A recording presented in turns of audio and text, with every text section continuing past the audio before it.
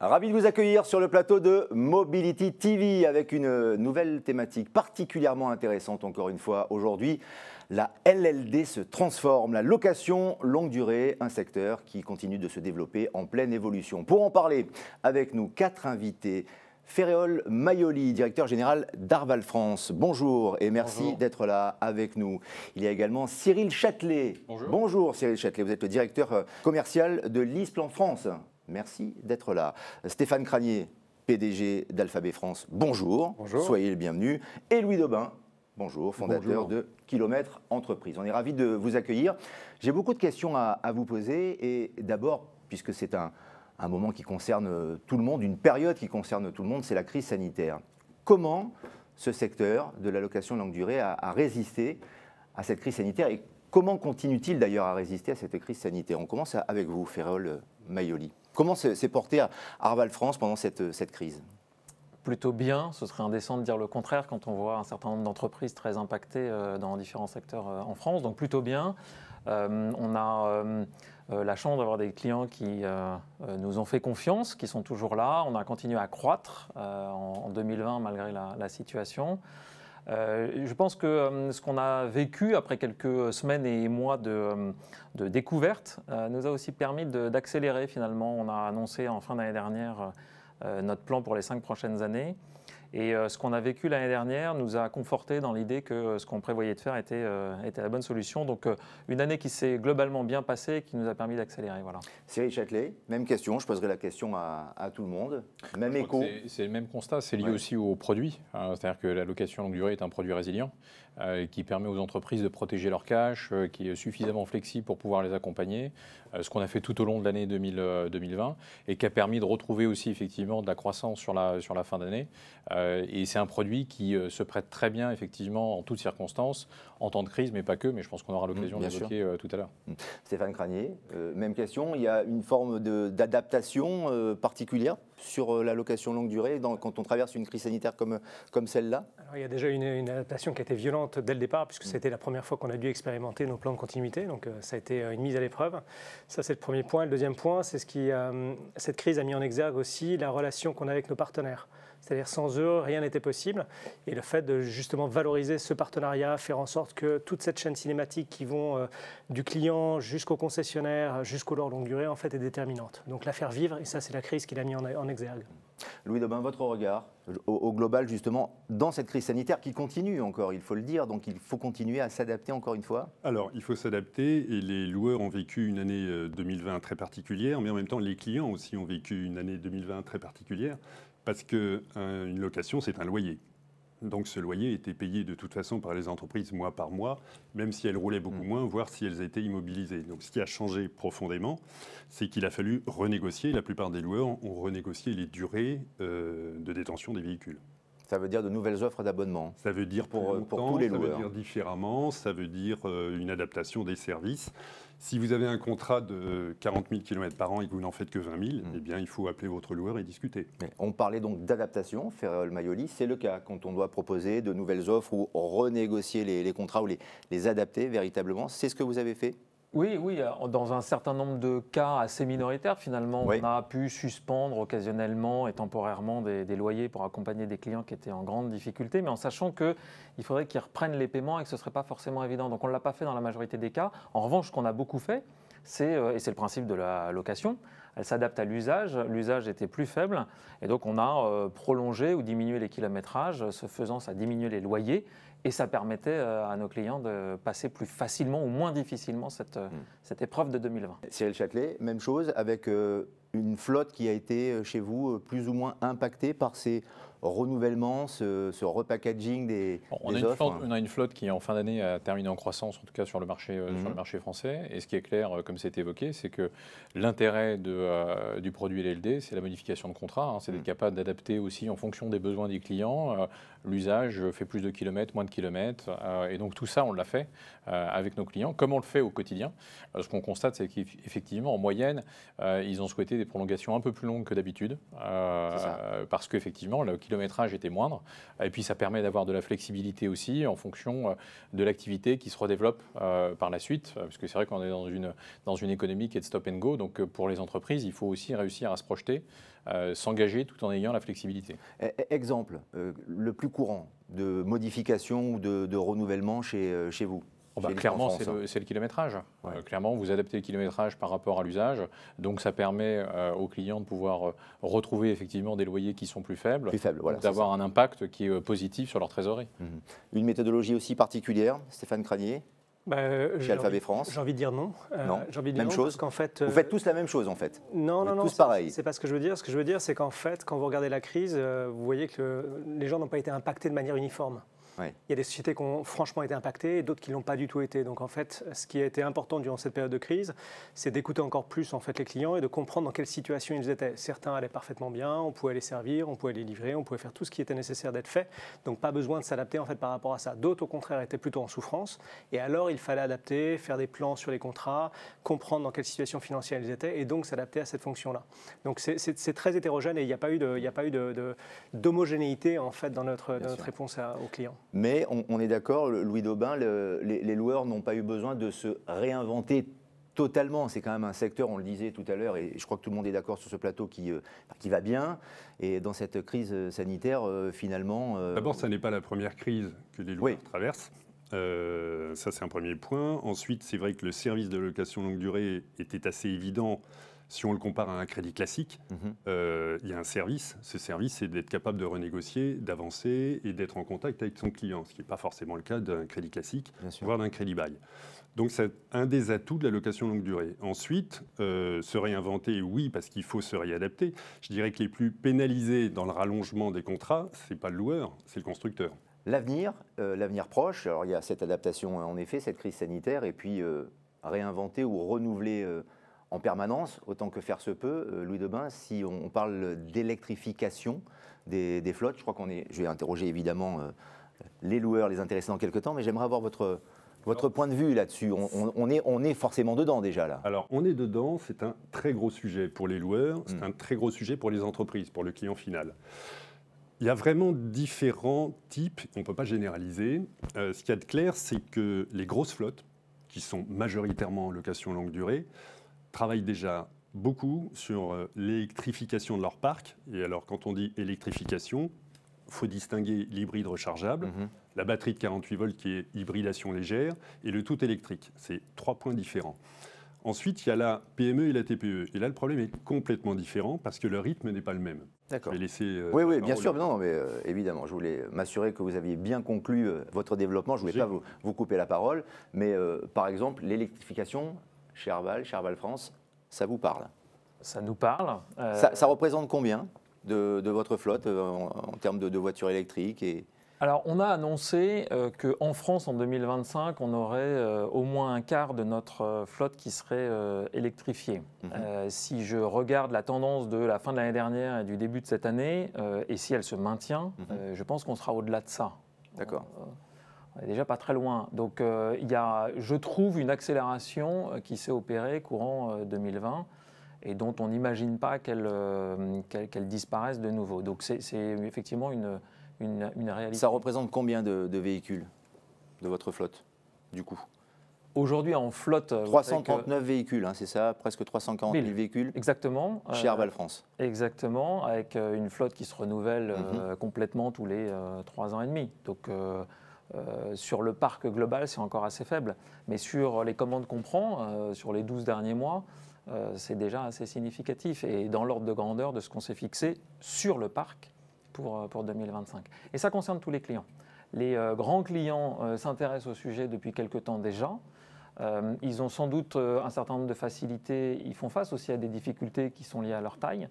Mais l'ensemble de nos clients regardent ça. Et sur les clients les plus petits, sur le segment retail, sur les petites entreprises, sur les professionnels, c'est évidemment des plus petits volumes. Mais c'est aussi parfois des décisions qui sont plus faciles à prendre. Un contexte qui n'est pas le même.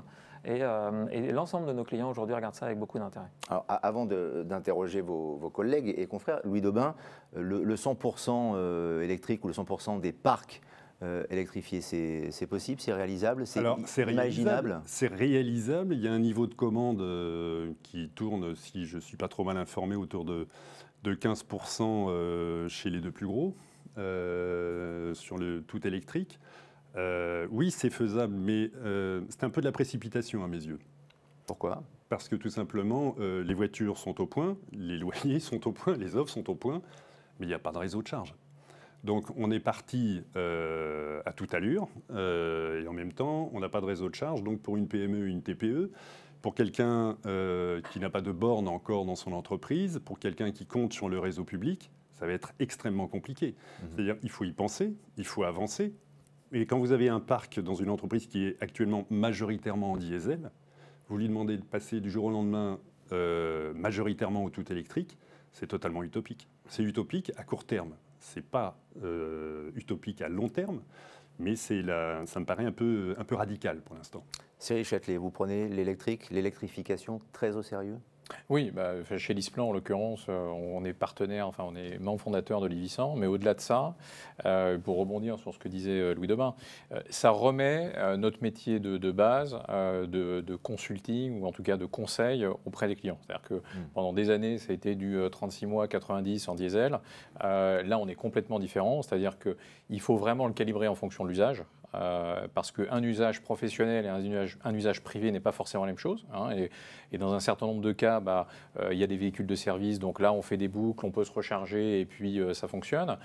Mais pour des véhicules de fonction, ça peut correspondre à mon usage du quotidien, mais si je dois tailler la route pour faire des centaines de kilomètres le week-end, c'est peut-être pas approprié. Donc ce qui est important, c'est d'apporter le conseil.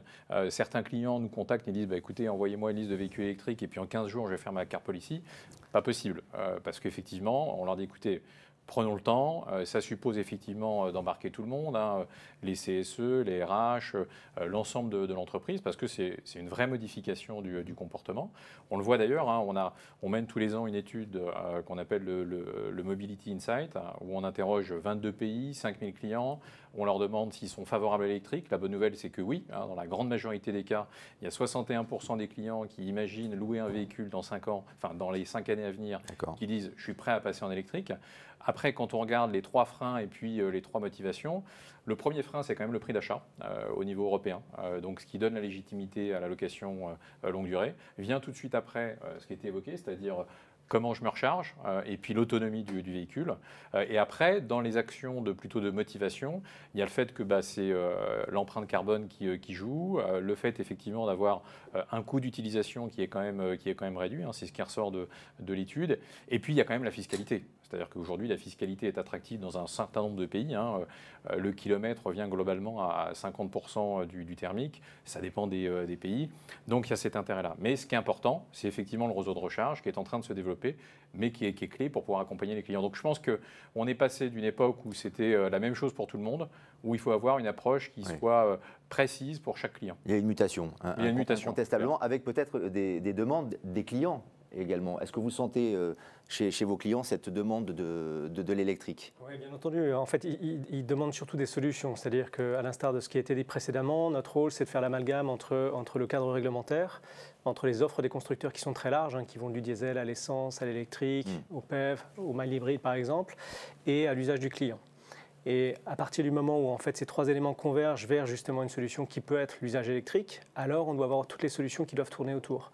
Donc les solutions, c'est par exemple l'électrique, vous pouvez rouler en effet peut-être 95% du temps de l'année avec un véhicule électrique. Peut-être que durant les vacances, vous avez besoin d'un véhicule thermique. Et donc de proposer justement des solutions qui viennent s'adjoindre à ça. Pour sur les plus longs trajets, effectivement, à la marge. C'est notamment ce qu'on essaie de mettre en œuvre chez Alphabet, où on veut apporter des solutions qui convergent autour de l'électrification. Le résultat, néanmoins, il est très fort. C'est 21% de nos commandes aujourd'hui à fin février sont électrifiées. D'accord. Sans compter le mild hybride. Sans compter le mild hybride. Donc c'est déjà très très fort, très très fort. Ouais, évidemment. Et sur je passe du coq à l'âne, mais sur la diversification de cette mobilité, c'est-à-dire les deux roues, notamment les loueurs, ils sont non pas contraints, mais réfléchissent véritablement, enfin sont même les deux pieds dans ce marché-là, absolument. Chez Alphabet, sur les deux roues, est-ce que vous y êtes sensible? Bien sûr, parce qu'en fait, vous avez cette notion de mobilité, elle est beaucoup plus mature maintenant, notamment chez les très grands clients. Ouais. Louis Daubin parlait de différentes segmentations. La maturité n'est pas la même chez un grand compte, comme une PME, comme un petit client. Parlons des grands comptes. Eux, ils ont cette maturité-là pour dire comment est-ce que je fluidifie la mobilité de mes employés. Et là, évidemment, on va parler de la voiture, on va parler du deux roues, on va parler évidemment du vélo, on va parler de toutes les solutions qui peuvent être afférentes à ça. Plus le cadre réglementaire au travers de la LOM qui vous invite à avoir un budget mobilité. Donc tout ça converge. Évidemment. Donc nous, en tant que loueur, on est là pour apporter justement cette offre qui puisse dire, voilà, si vous avez cette envie ou ce besoin, alors on peut répondre à l'intégralité de ces besoins-là. Donc oui, clairement, c'est une tendance qui était peu mature jusqu'à présent et qui devient très clairement mature chez les grands comptes. Parce que c'est dans l'air du temps et c'est même dans la société, Louis Daubin, n'est-ce pas? Alors, ça pose un vrai problème. C'est un problème de sécurité. Vous avez eu, en 2020, 60 000 admissions aux urgences sur accident de deux roues. C'est colossal. Ouais. C'est un chiffre qui a une tendance à monter d'année en année. La responsabilité du chef d'entreprise, elle est très importante. Elle est impliquée. Donc, avant de fournir un deux roues, il faut savoir à qui on le fournit et comment on le fournit.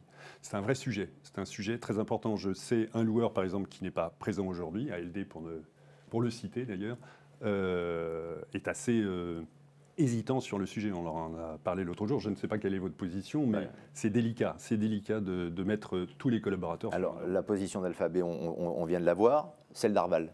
Je crois que les choses ne sont jamais blanches ou noires. On l'évoquait à propos de l'électrique, passer du tout diesel au tout électrique en quelques mois, ce n'est pas possible. C'est sans doute la même chose avec le vélo. Il y a néanmoins un phénomène qui s'est accéléré là aussi l'année dernière. Nous, on n'est pas du tout contre l'idée d'avoir et de proposer à nos clients et de les accompagner pour avoir des vélos de fonction. Je pense d'ailleurs que le fait de le structurer, si l'employeur s'intéresse au sujet, ça peut sans doute permettre de faire en sorte que les vélos soient de qualité, comme nos véhicules qui sont renouvelés tous les 3 ans, qu'il y ait une formation qui soit dispensée aux collaborateurs au début, qu'il ait forcément un casque, un gilet jaune, etc. Enfin, il y a des équipements de sécurité qui sont devenus normaux pour une voiture et qu'on peut tout à fait imaginer pour le vélo. Donc nous, on est engagés dans ce mouvement-là, sur le vélo. Je rajouterais par rapport à ce que disait Stéphane que nos clients, nous-mêmes, en tant qu'entreprise, voyons que quand on va sortir de cette crise, va se poser la question de savoir comment est-ce qu'on arrive à motiver nos collaborateurs pour revenir au bureau, alors même qu'ils auront pris des habitudes, pas toutes faciles à vivre, avec le télétravail. Et qu'il y a sans doute un enjeu là, pour n'importe quelle entreprise et dirigeant, de trouver le moyen de faciliter notamment le trajet domicile-travail. Et le vélo peut d'encourager les collaborateurs d'Arval à utiliser un vélo. D'Arval ou de nos clients, ouais. Mais effectivement d'Arval, en tout cas c'est ce qu'on va faire pour Arval. Et de manière générale, le vélo est une solution, mais il y en a d'autres. À faciliter le trajet domicile-travail, trottinette, vélo, transport en commun, etc. Sus de la voiture, ou c'est une offre produit de service qui va se substituer avec la voiture qui représentera... C'est un outil de mobilité supplémentaire, donc on peut tout imaginer. C'est-à-dire qu'on peut imaginer que certains de nos clients proposent un vélo à des gens qui n'avaient pas de véhicule de fonction, que certains renoncent à une voiture pour prendre un vélo, voire même que certains prennent dans un même budget un véhicule de catégorie plus faible, de manière à disposer d'un véhicule et d'un vélo, et potentiellement avoir un véhicule pour le week-end et un vélo pour la semaine. Et évidemment, il y a beaucoup d'entreprises qui encouragent d'ailleurs leurs collaboratrices et leurs collaborateurs à utiliser le deux roues, à utiliser un vélo. Votre point de vue? Chez Displan, en tant que société néerlandaise, le vélo, c'est quelque chose qui est un peu dans les gènes de la boutique. Mais en fait, chaque pays gère un peu différemment. Je crois que, parce que ça dépend des infrastructures, ça dépend des habitudes. On a soulevé des sujets de sécurité qui sont clés pour le chef d'entreprise, pour le collaborateur. Nous, ce qu'on fait sur cet aspect-là, c'est que l'intention, c'est d'être, on parle de multimodalité finalement maintenant, c'est ce sujet-là. Et quand on a la discussion avec un client, on va sur le marché chercher la solution la plus appropriée à son besoin. Mais je crois qu'aujourd'hui, la vraie question effectivement des entreprises, elle est c'est quoi effectivement ma flotte, comment je la structure, ils ne sont pas encore vraiment sur ces questions-là. Ça vient de manière sporadique ici ou là, en tout cas sur le territoire national, mais la question c'est comment je m'embarque dans la loi l'homme, comment j'y arrive avec les bons véhicules, les bons outils de motivation. On parle de revenir au travail, mais aussi effectivement comment je continue à motiver mes collaborateurs, parce que c'est un outil de motivation aussi effectivement des collaborateurs, pas uniquement un outil de travail. Et donc ça c'est quelque chose où on passe du temps aussi avec le client sur ces aspects-là. Et la question est plus là, en tout cas de ce qu'on constate là, elle est vraiment là-dessus. On est tous d'accord en tout cas pour dire qu'on observe vraiment une mutation peut-être de la mobilité en effet, mais aussi de l'adaptabilité des loueurs avec des véhicules différents. Et d'ailleurs, pour conclure, parce que je vous en prie, bien évidemment. Ce qu'on constate aussi, et qui est intéressant, on a toujours sur ce fameux rapport, on a fait une étude qui est intéressante, c'est que on voit qu'avec l'arrivée de la crise sanitaire, on a 65% des gens qui disent transport en commun, pas de trop, mais 76% qui disent voiture, oui. Oui. Donc il y a un retour à l'automobile parce qu'effectivement, je suis dans ma bulle, donc je suis protégé de tout élément sanitaire. Et ça, c'est une tendance de fond. D'ailleurs, on le voit sur le marché d'occasion, ce genre de choses, qui fleurit et qui a passé effectivement une bonne année 2020. Donc clairement, il y a un retour à la voiture un peu plus marqué. Je comprends. Non, mais c'est un débat intéressant et il faut suivre ce débat de très très près parce que ça concerne notre quotidien, notre propre quotidien. Le temps qui nous est imparti est en train de s'écouler. Je prends encore quelques petits instants pour vous entendre sur les véhicules d'occasion, l'importance des véhicules d'occasion au sein de vos différentes flottes chez Alphabet. Pour expliquer notre modèle économique, point de salut sur le véhicule d'occasion, c'est-à-dire que le loueur aura le résultat finalement de sa performance à partir du moment où il aura revendu son véhicule d'occasion. Donc ça met en avant l'importance pour nous de ce véhicule-là. L'autre élément, c'est qu'on a vu la partie occasion en fait fortement évoluer, que ce soit dans la digitalisation, dans l'accès aux clients, dans les différents canaux qu'on peut aujourd'hui attaquer. Et chose qui était plutôt rigide ou qui n'avait quasiment pas bougé jusqu'à présent, ça a explosé ces derniers temps. L'autre élément qui était aussi assez intéressant, c'est qu'en fait, on a vu le marché de l'occasion exploser avec le Covid. Pourquoi ? Parce qu'en fait, les constructeurs ont coupé leur production, fermé leurs usines momentanément, et donc ont asséché en fait la production VN, ce qui a aussi dopé la partie véhicule d'occasion, que ce soit pour les véhicules plutôt récents ou un peu plus anciens. Donc on a vu aussi ce phénomène arriver. Donc concrètement, pour répondre à votre question, l'occasion est clé pour le loueur, et c'est aussi une opportunité pour nous que d'apporter d'autres services autour du véhicule d'occasion, puisque le client d'occasion a les mêmes envies, la même légitimité finalement qu'un client pour un véhicule neuf. Donc à nous aussi d'apporter des solutions autour de ce véhicule-là. Ferréol Mayoli, chez Arval, vous qui avez précisé tout à l'heure que vous renouvelliez votre flotte tous les 3 ans, si j'ai bien compris, c'est ça À peu près, oui. La moyenne de nos contrats, c'est 3 ans et demi. Donc on a des véhicules d'occasion qui ont cet âge-là. Je pense que pendant très longtemps, ça fait 30 ans qu'on opère, le véhicule d'occasion, c'était un mal nécessaire. Il arrivait à la fin du contrat, il fallait qu'on en fasse quelque chose. Aujourd'hui, ça devient une vraie opportunité. Alors le marché a été très bon l'année dernière, effectivement. Je pense que ce qu'on se dit aujourd'hui, la façon dont on regarde les choses, c'est que c'est finalement une opportunité de capter et de nous intéresser et de faire rentrer dans notre écosystème des clients qu'on ne fait pas rentrer par le véhicule neuf et par la location, en continuant à faire de la location, mais en devenant un acteur plus large. Le véhicule d'occasion est finalement une opportunité de ce point de vue-là. Et puis je terminerai en ajoutant que je pense que c'est assez tendance en fait. L'occasion de manière générale est tendance, se dire que on voit comment est-ce qu'on peut réutiliser quel que soit le bien, plutôt que de fabriquer à nouveau, c'est intéressant. Et je pense que le véhicule d'occasion dans cette dynamique-là est un objet intéressant aussi. Voilà. Cyril Châtelet. Les véhicules d'occasion. Ce qu'on a noté sur le véhicule d'occasion, c'est au-delà de ce qu'on vient de dire sur le marché qui a le vent en poupe et autres, c'est qu'il y a une digitalisation beaucoup plus rapide. C'est-à-dire qu'en l'occurrence, le parcours client se digitalise beaucoup plus vite et les ventes en ligne sur le véhicule d'occasion sont plus rapides que sur le véhicule neuf. Et la tendance va venir aussi sur le véhicule neuf. Pourquoi ? Pour bien comprendre. Parce que le produit est déjà paramétré, connu, donc c'est sans doute plus facile que de configurer son propre véhicule qui est nouveau, qu'on a besoin de toucher. Là, c'est un peu différent, il est déjà connu. Et nous, on a vu effectivement une explosion des ventes en ligne sur le véhicule d'occasion. Très bien. Je vous laisse le mot de la fin, Louis Daubin. Il y a plusieurs sur le véhicule d'occasion et sur la location longue durée, plus généralement, si vous le souhaitez. Sur le véhicule d'occasion qui pourrait repartir en location longue durée, ça fait plusieurs années que les loueurs travaillent dessus, mais il y a un marché très important, c'est celui du véhicule utilitaire, parce qu'il y a le VP et il y a le VUL. Et le VUL, c'est toujours une urgence. Et il y a un besoin qui est là et il y a une forte demande sur la location longue durée sur du VU. Donc ça, c'est une évidence. Concernant le marché de la location longue durée, il va évoluer. Et il va évoluer très vite, d'abord parce que les kilométrages vont se réduire, tout le monde est à peu près d'accord là-dessus.